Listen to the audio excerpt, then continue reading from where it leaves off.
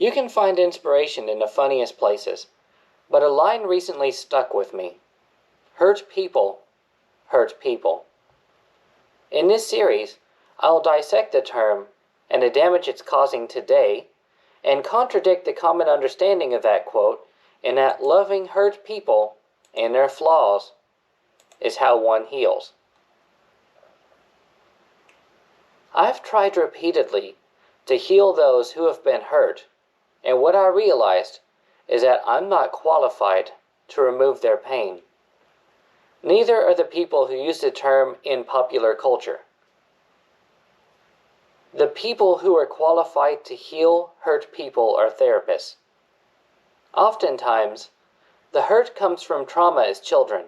It could be from peers, friends, and in many cases, even our families.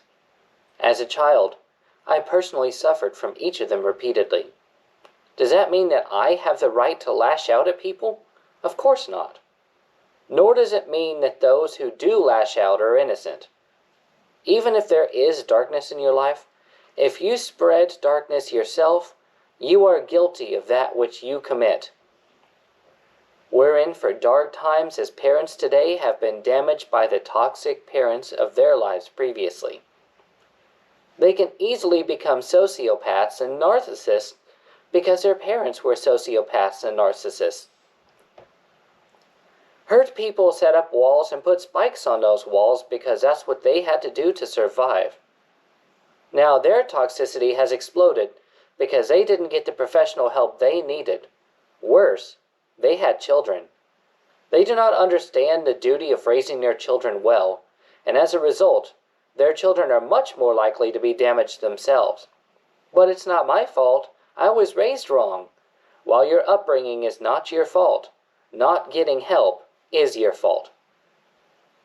Hurt people justify themselves in their darkness and attack people in an effort to push them away.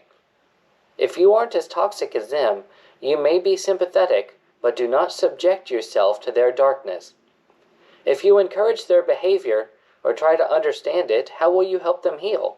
They don't need platitude, they need therapy. If you aren't a therapist and strong enough to deal with that level of darkness, then you may very well trigger an outburst. If you let them down with their astronomical expectations, of course, you're just like all the rest. Hurt people condemn others because their walls are so prickly they dare not climb out. Rather, they condemn the world as they see it from their own half-blind perspective of evil. If all they see is unfaithfulness to the family, lack of accountability, using vices to try to hide from their pain, and be hypercritical to everyone else but themselves, that's what they bring to the table. So why should you bring that to your table, or your family's table? Contrary to what you see today, avoiding toxic people isn't an act of hate.